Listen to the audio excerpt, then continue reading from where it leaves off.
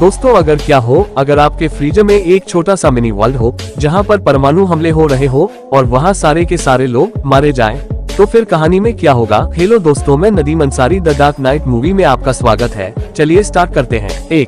Movie की शुरुआत में एक कपल अपने नए अपार्टमेंट में शिफ्ट होते हैं। ये है रॉक और यह है उसकी गर्लफ्रेंड गिल। रॉक वाइन के बॉक्स को अपने हाथ में पकड़कर कहता है गिल इस बॉक्स को कहाँ रखना है, और गिल कहती है यहाँ पर रख दो। फिर रॉक कहता है कि इस घर के मालिक सारी चीजों को अपने साथ ले गए, लेकिन सिर्फ इस पुराने फ्रिज को यहाँ छोड़ के क्यों गए।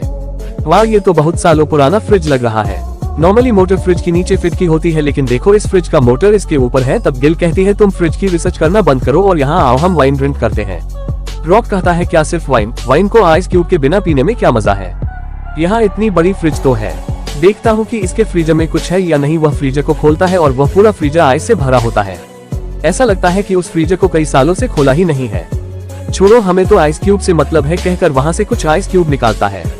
फिर वह आइस क्यूब के ऊपर वाइन डालकर ड्रिंक करने लगते हैं। और ड्रिंक करते समय रॉक अपने गिलास में कोई अलग चीज को नोटिस करता है और वह कहते हैं देखो गिल, मेरी गिलास में जो आइस क्यूब है उसमें कोई चीज नजर आ रही है। तब वो दोनों उसको बाहर निकाल कर देखते हैं, लेकिन उन्हें ठीक से दिखता नहीं। तो अब मैग्नीफाइंग गिलास लेकर आती है और वह दोनों से उस चीज को गौर से देखते हैं। अब ये दोनों देखते हैं कि वह एक हाथी है और वह मोहम्मद नाम का हाथी है जो आइस एज के समय में रहा करता था। गिल कहती थी मुझे लगता है कि यह एक छोटा मोहम्मद टॉय है, हो सकता है इसे किसी ने पानी में डाल दिया हो और वह आइस के अंदर ही फ्रीज हो गया होगा। इस टॉय की डिजाइन तो देखो कितनी डिटेलिंग से बनाई गई है। शायद फ्रीजर में ऐसे और भी कई टॉयज होंगे, चलो चल कर देखते हैं। गिल फ्रीजर को ओपन करती है और फ्रीजर में रखी चीजों को हटाती है। फिर वह अंदर देखती है तो वह एकदम सुन सरप्राइज हो जाती है और कहती है रॉक यहाँ आओ देखो। तब वह देखकर रॉक को विश्वास नहीं होता, क्योंकि उनके फ्रीजर के अंदर एक छोटा सा गांव होता है जहाँ इंसान रहते हैं। वे वहाँ रहकर घर बनाते हैं और वहाँ काम भी कर रहे होते, यानी उस फ्रीजर के फ्रीजर में एक पूरी सिविलाइजेशन है। लेकिन उस दुनिया में रहने वाले लोगों के लिए समय बहुत ही तेज चल रहा होता है और वे सभी फास्ट मूव हो रहे होते हैं। अब रॉक और गिल ये सब देख रहे होते हैं। तब गिल कहती है ऐसा होना तो पॉसिबल नहीं है, और रॉक कहता है हाँ यार, हमारे फ्रीजर में एक छोटी सिटी है और उसके बनने हुए घरों को देखकर मुझे लगता है कि यह लोग अब मेडिवल पीरियड में है, यानी इमीडिएट में होंगे। अगर अपने ईयर्स के हिसाब से देखा जाए तो इनके 500 या 1000 ईयर चल होगा।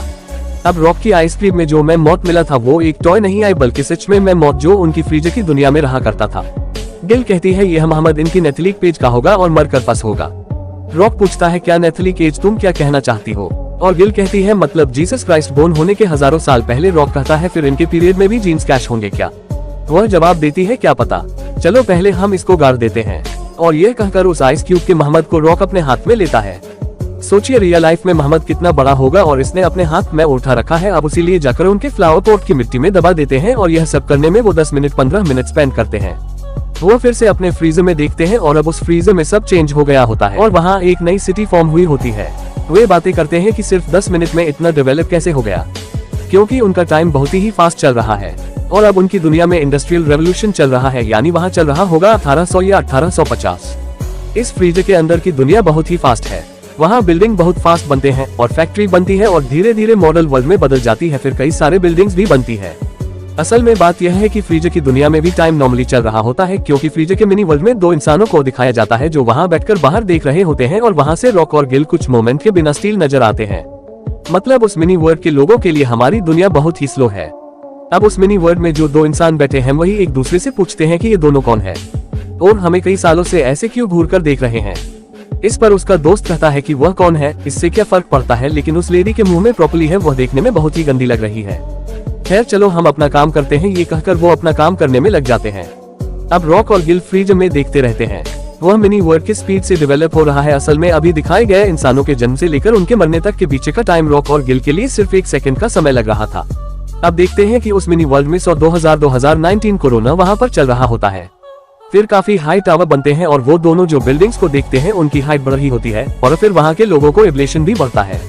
अब रॉक फ्रीजर के अंदर बड़ी ध्यान से देखता है, क्योंकि अब तक वहाँ जो चल रहा था वह सब हमारे दुनिया में ऑलरेडी हो चुका है, लेकिन इसके आगे जो मिनी वर्ल्ड में होने जा रहा है वह हमारा फ्यूचर है। इसलिए वह ध्यान से देखता है और समझ लेता है कि वहाँ कोई प्रॉब्लम चल रही है और अचानक से एक न्यूक्लियर बॉम्ब ब्लास्ट होता है। उसका इम्पैक्ट उसे क्लोजली देखने वाले रॉक पर भी पड़ता है और इससे वह फ्रीजर से दूर चला जाता है। इससे उसका चेहरा भी लाल हो जाता है। इसका मतलब है कि फ्यूचर में हमारे एवोल्यूशन के चलते एक न्यूक्लियर वॉर होने वाली है।